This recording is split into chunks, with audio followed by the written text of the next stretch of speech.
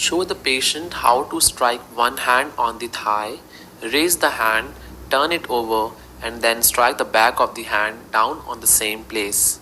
Urge the patient to repeat these alternating movements as rapidly as possible. Observe the speed, rhythm, and smoothness of the movement. Repeat with the other hand. The non-dominant hand may perform less well.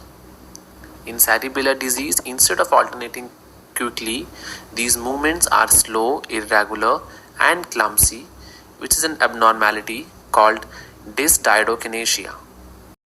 Now, in the next part, show the patient how to tap the distal joint of the thumb with the tip of the index finger, again as rapidly as possible.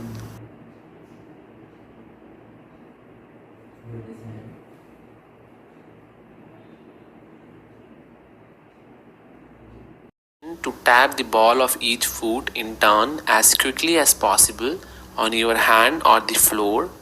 Note any slowness or awkwardness. Normally, the feet do not perform as well as hands. Patient to touch your index finger and then his or her nose alternatively several times. Move your finger so that the patient has to change directions and extend the arm fully or reach your finger. Observe the accuracy and smoothness of the movement and watch for any tremor.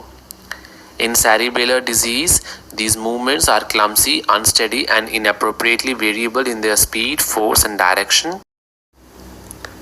Now, hold your finger in one place so that the patient can touch it with one arm and finger outstretched.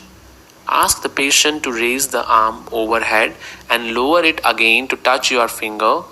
After several repeats, ask the patient to close both eyes and try several more times. Repeat on the other side.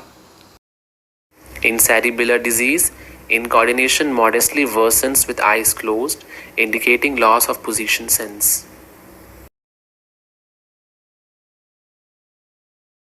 Ask the patient to place one heel on the opposite knee, then run it down the shin to the big toe.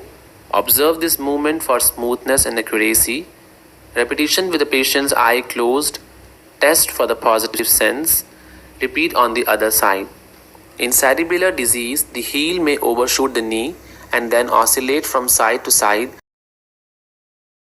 Ask the patient to walk across the room or down the hall, then turn and come back. Observe the posture, balance, swinging of the arms and movement of the legs. Normally the balance is intact. The arms swing symmetrically at the sides and turns are smooth. Next, ask the patient to walk heel to toe in a straight line called tandem walking. Tandem walking may reveal ataxia that is not otherwise obvious. Ask the patient to walk on the toes, then on the heels. This tests plantar flexion and dorsiflexion of the ankle as well as balance. Next, ask the patient to hop in place on each foot in turn if the patient is not too ill. This tests proximal and distal muscle strength in the legs and requires both normal position sense and cerebellar function.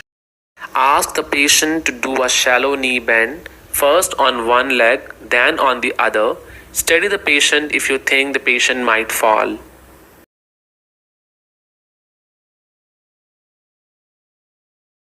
The patient should be stand first with feet together and eyes open and then close both eyes for 30 to 60 seconds without support.